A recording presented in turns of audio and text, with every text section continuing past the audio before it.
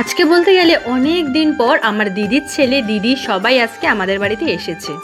ছেলে আমার আবদার করেছে চাউমিন খাবে, আর মা হয়ে না করলে হয়? দেখো, একদম সিম্পল ভাবে চাউমিন বানিয়ে দিয়েছি, ওকে একটু দিলাম আর তারপর আমিও একটু খেয়ে নিলাম। দেখেছো পায়ের ওপর পা তুলে। আজকে জানো তো ও সারা দিন টিভি দেখেছে, আর জঙ্গল বুক তোর ফেভারিট কার্টুন। দেখেছো ডালটা ওদিকে সেদ্ধ বসিয়ে দিয়ে চলে এসেছি বাচ্চাদের জন্য লেবুর রস করতে। আর আজকে যা গরম পড়েছে, আজকে কেন বেশ দু একদিন ধরে প্রচন্ড গরম পড়েছে।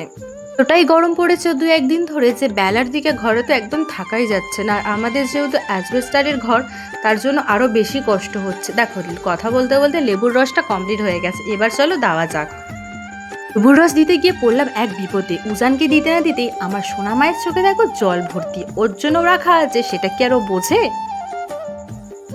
পরে ওদেরকে খাইয়ে বুঝিয়ে শুনিয়ে কান্না থামিয়ে চলে এসেছি রান্না করতে। কিছুটা রান্না আমাদের কমপ্লিট হয়ে গেছে, আর কিছুটা বাকি ছিল।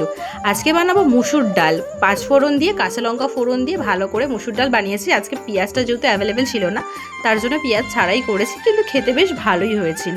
তারপরে ওই একই করার মধ্যে ভালো করে বড়িটাকে লাল লাল করে ভেজে নিয়েছি, কারণ আজকে আমি বানাবো লাউ দিয়ে বড়ি দিয়ে একটা নিরামিষ তরকারি। প্রথমবার আমি লাউয়ের তরকারিটা বানাচ্ছি, কিছুই ফোড়ন টোড়ন আমি জানি না সেরকমভাবে, বাট চেষ্টা করলাম, খেতে কিন্তু বেশ ভালো হয়েছিল। তো দেখো লাউটাকে ভালো করে ভেজে নিচ্ছি, নুন হলুদ আদা জিরে বাটা এইসব দিয়েই একটু ভালো করে কষিয়ে নিয়েছিলাম, পর করে নিলাম লাঞ্চ। তো চলো টাটা।